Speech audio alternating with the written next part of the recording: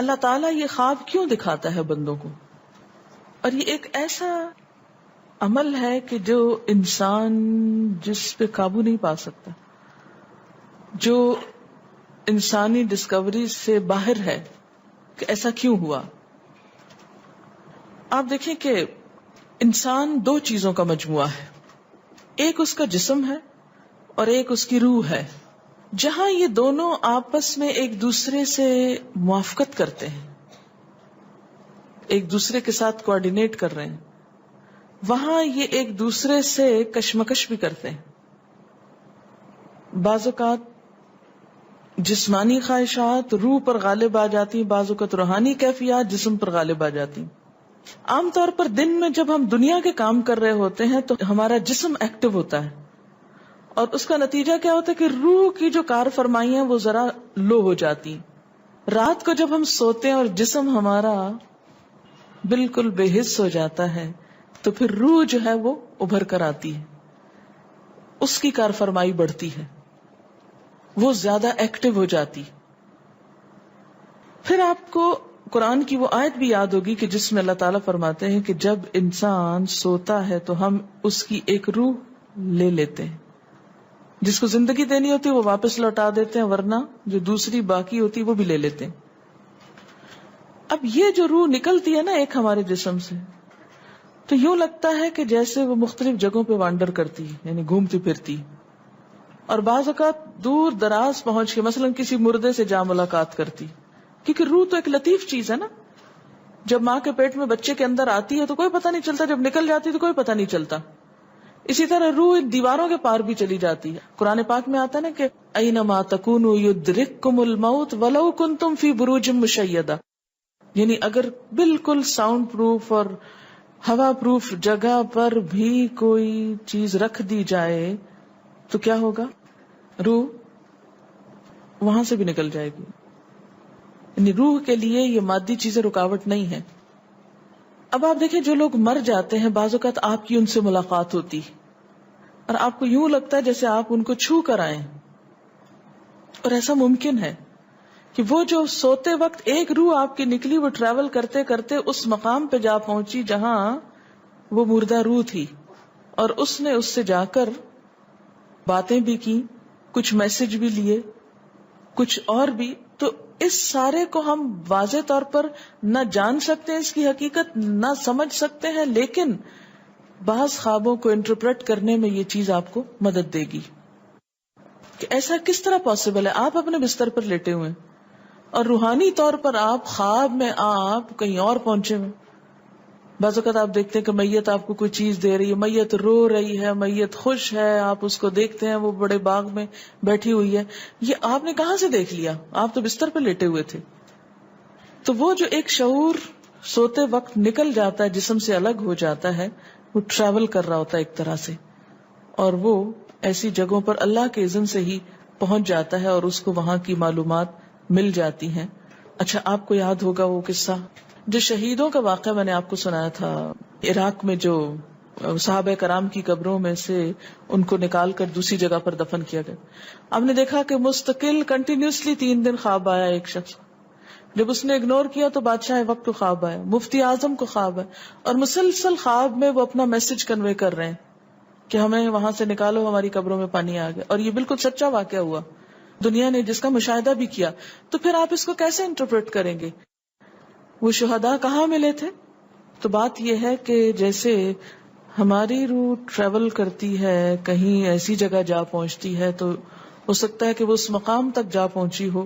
یہ شہیدوں کی روح تو آزاد ہوتی ہے، ان کو اجازت مل گئی ہو کہ وہ ان لوگوں کی روح سے جا ملے، کیونکہ سجین قید خانے میں تو ہوتی ہے نا وہ روح جس کو مجرم روح جو ہوتی، لیکن جو مومن کی روح ہے، خاص طور پہ شہداء کی روح ہے، تو جنت میں کیا کر رہی ہوتی ہے؟ گھوم پھر رہی ہوتی، کھا پی رہی ہوتی. تو یہ بالکل ایک سچ ہے اور حقیقت ہے کہ بسا اوقات انسان خواب میں ایسے لوگوں سے ملاقات کر کے ان کے حالات کو جان لیتا ہے کہ ان پہ کیا گزر رہی. مثلا ان کو عذاب ہو رہا ہے. یہ عام بات ہے نا کہ میت کو جس حال میں دیکھو اسی حال میں ہوتی ہے.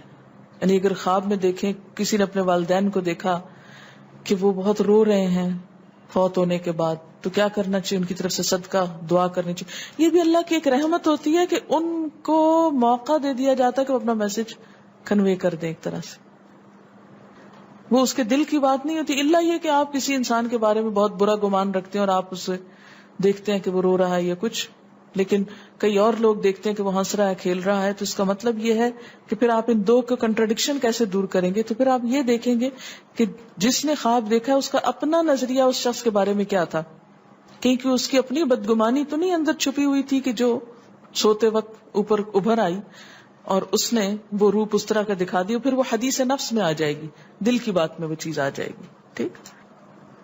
تو نبوت کا جیسے انبیاء علیہ السلام کو کچھ غیب کی خبریں دے دی جاتی تھی، اسی طرح عام انسانوں کو خواب کے ذریعے کچھ غیب کی خبریں دے دی جاتی ہیں. لیکن کسی بھی خواب کے سچا ہونے کی آپ کوئی دلیل نہیں رکھتے. ایز سچ واضح بات یہ نہیں کہہ سکتے کہ میں نے جو خواب دیکھا وہ بالکل سچ ہو جائے گا، یہ آپ دعویٰ نہیں کر سکتے. نبوت کا تو دعویٰ کیا جا سکتا ہے، لیکن آپ اپنے خواب کا دعویٰ نہیں کر سکتے کہ میں نے جو دیکھا ہے وہ بالکل سچ دیکھا. ہو سکتا ہے آپ کو شیطان نے ڈرایا ہو سکتا ہے کہ آپ کے اپنے دل کی سوچیں اور خیالات اس میں آ رہے ہوں، اور خصوصاً اس وقت جب دو متضاد آپ کو خبریں ملیں.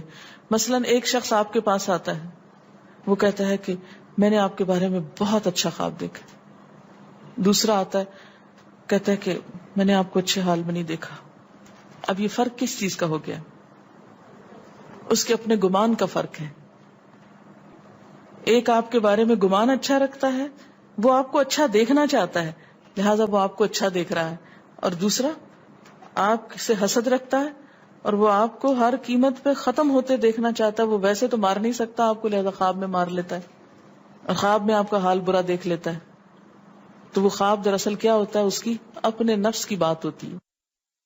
اسی طرح بعض لوگ جو جھوٹ سے بچتے ہیں، دھوکے سے بچتے ہیں، جن کے اندر منافقت نہیں ہوتی، جن کے دل بالکل صاف ہوتے ہیں، ان کو بھی بعض اوقات ایسے خواب آتے ہیں کہ جو بالکل واضح حقیقت ایک طرح سے نظر آ جاتی. لیکن کوئی شخص یہ خود سے دعویٰ نہیں کر سکتا کہ جو میں نے دیکھا ہے وہ میرے دل کی بات نہیں اور وہ بالکل بڑی سچائی ہے، جب تک کہ وہ چیز عملاً سامنے نہ آ جائے.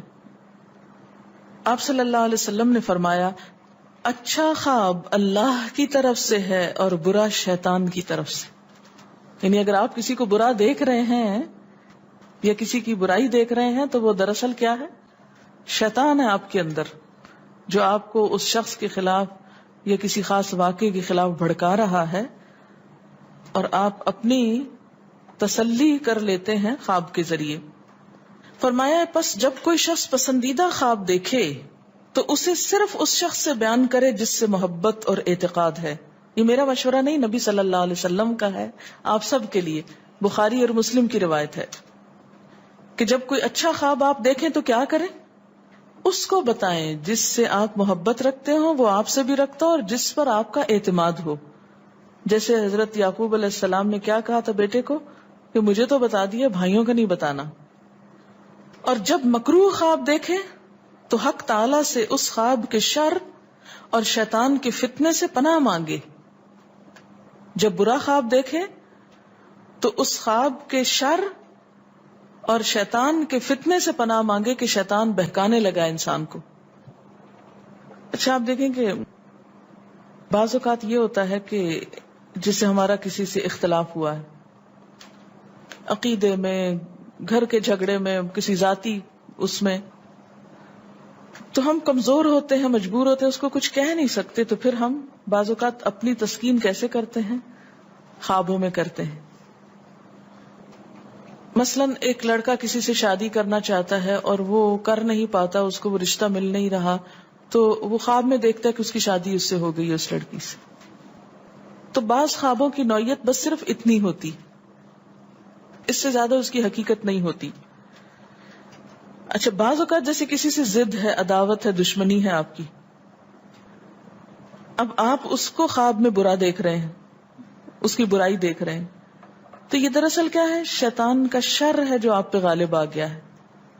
آپ اس کی برائی چاہتے ہیں، ویسے کچھ کر نہیں پاتے، مجبور ہیں آپ، تو آپ خواب کے ذریعے وہ اپنی تسلی کر لیتے ہیں.